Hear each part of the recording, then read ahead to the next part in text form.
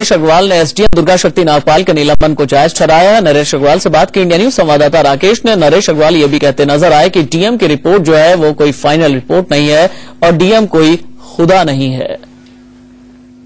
दुर्गा शक्ति नागपाल मामले में हाई कोर्ट ने उत्तर प्रदेश सरकार को नोटिस जारी किया है, किस तरह से देखते हैं? देखिए, कानूनी प्रक्रिया है, ये तो बहुत सी होती है, उनमें नोटिस जारी होता है, सरकार जवाब देती है।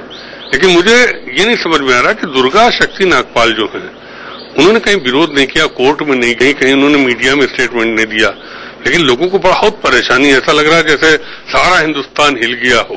ये तो आप लोग मीडिया वाले उस लेडी का नुकसान करना चाहते हैं। नई सर्विस में आई है, अभी उसका फ्यूचर बहुत है, और खाली सस्पेंशन कोई बहुत बड़ा पनिशमेंट नहीं होता, कोई सर्विस का टर्मिनेशन नहीं है। तो उसको आप लोग खामोश हुई, वो अपनी बात मुख्यमंत्री जी से करेगी और मुख्यमंत्री जी उसके साथ न्याय करेंगे, ऐसी बात नहीं है। लेकिन नरेश जी, जिस तरह से वो अच्छे तरीके से काम कर रही है, डीएम के रिपोर्ट भी जिस तरह से बातें कही गई हैं, जो अखिलेश सिंह सरकार और खासकर आपके जो मंत्री कर रहे हैं उसके दावे की पोल खोलती है, लेकिन आप जो हैं जो लोकल इंटेलिजेंस यूनिट है उसकी बात को तवज्जो दे रहे हैं, डीएम के रिपोर्ट को तवज्जो नहीं दे रहे हैं। बड़ा दुख है, सब चीज मीडिया ही तय कर लेती है। अब डीएम खुदा हो गया, सरकार बेकार हो गई। डीएम ने जो लिख दिया वो भगवान की लिखी इबादत हो गई और सरकार ने जो निर्णय लिया वो गलत हो गया। डीएम तो लिखेगा ही सही। कौन अपराधी अदालत में अपना अपराध स्वीकार करता है? अगर डीएम लिख दिया कि एक्ट गलत हुआ तो इसका मतलब डीएम उसमें फंस गया, तो डीएम तो करेगा इसको बात की सही, क्योंकि उसने जो किया दुर्गा ने वो बिना डीएम के निर्देश के नहीं किया। ये तो डीएम की जिम्मेदारी थी कि सरकार से बात करते, चाहे मुख्यमंत्री जी से सीधे बात कर लेते, चाहे चीफ सेक्रेटरी के थ्रू, चाहे कमिश्नर के थ्रू, और फिर सरकार की राय को लागू करते। एक तरीके से रमजान के महीने में किसी मस्जिद की दीवार को गिरा देना, अब आप लोग कहें कि गांव वालों ने अपनी मर्जी से गिरा दिया, आज मुझसे कह दीजिए किसी मंदिर की दीवार को गिरा दे, हम अपनी मर्जी से गिरा देंगे। डीएम के रिपोर्ट में है नरेश जी, डीएम इज नॉट कोई गॉड। डीएम ने अपनी रिपोर्ट में जो लिख दिया वो सही हो गया। डीएम कल लिख देगा मुख्यमंत्री बेईमान है तो फिर मुख्यमंत्री बेईमान हो जाएगा, इसका मतलब डीएम खुदा हो गया। डेमोक्रेसी में डीएम सरकार की सेवा के लिए और सरकार का आदेश पालन करने के लिए है, डीएम सरकार को राय देने के लिए नहीं है। एक आखिरी प्रश्न, सेंट्रल आईएएस एसोसिएशन ने कल डीओपीटी मिनिस्टर से मुलाकात की थी और साफ तौर पर कहा था कि हस्तक्षेप करना चाहिए। जिस तरह से डीओपीटी मिनिस्टर ने जो बयान भी दिया उसको लेकर क्या कहेंगे? देखो, कौन आईएएस एसोसिएशन जो सज्जन मिलने गए थे अभी थोड़े दिन पहले पिछली सरकार में, एक नॉन आईएएस जो कैबिनेट सेक्रेटरी बना था शशांक शेखर जो स्वर्गीय हो गए हैं, उनके पैरों को छूते थे, उनके आगे गिड़गिड़ाते थे। वो किस आईएएस एसोसिएशन की आप बात हमसे कर रहे हैं? ये तो मुख्यमंत्री ने प्रजातंत्र में छूट दे रखी, जो आईएएस बात कर रहा है, जो आईएएस मुख्यमंत्री से मिल नहीं सकते थे, मुख्यमंत्री से बात नहीं कर सकते थे, चपरासियों की तरह खड़े रहते थे, वो आईएएस एसोसिएशन की बात कर रहे हैं। मैं इन चीजों को अच्छा नहीं मानता हूं और मैं तो कहूंगा सरकार को और सख्त रुख अपनाना चाहिए।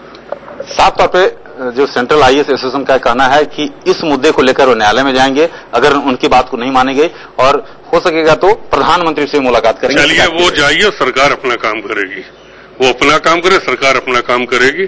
सरकार किसी के लिए झुकने को नहीं तैयार है। आप मीडिया वाले चाहे जितना मीडिया ट्रायल कर लीजिए, सरकार झुकने के लिए तैयार नहीं।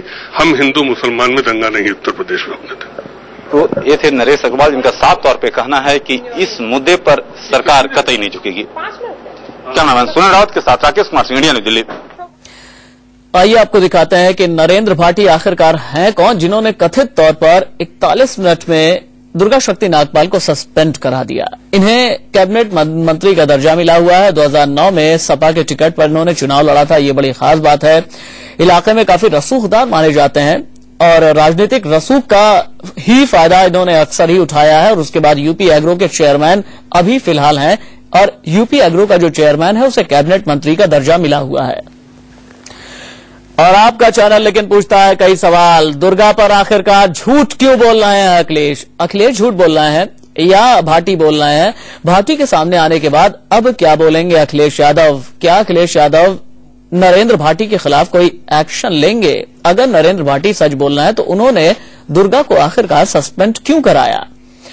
क्या नरेंद्र भाटी के संबंध खनन माफिया से वाकई में है, जैसा कि अपोजिशन लगातार कह रहा है, बीजेपी के मुख्तलिफ नेता लगातार कह रहे हैं? क्या यूपी में माफिया राज है? ये आपका चैनल सवाल पूछता है।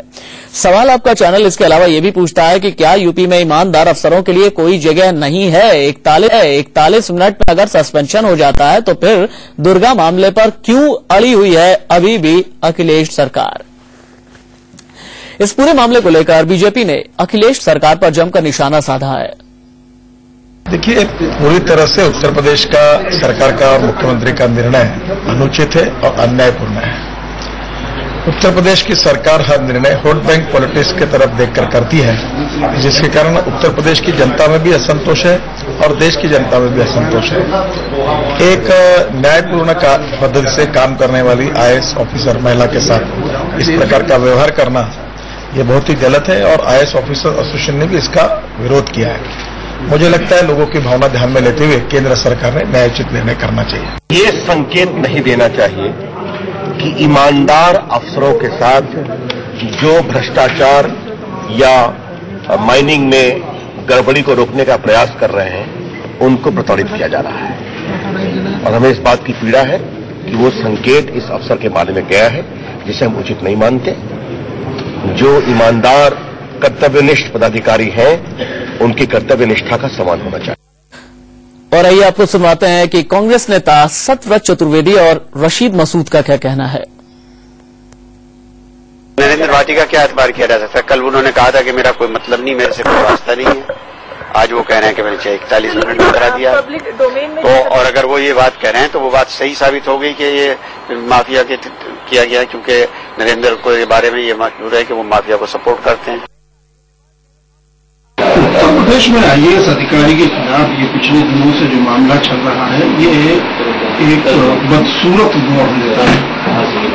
मैं समझता हूँ कि इसको जितना जल्दी पटाक्षेप हो इसका उतना अच्छा, लेकिन पटाक्षेप का अर्थ ये नहीं है कि उसे रफा दफा कर दिया जाए, बल्कि ये है कि इसमें न्यायपूर्ण और औचित्यपूर्ण कार्रवाई होनी चाहिए।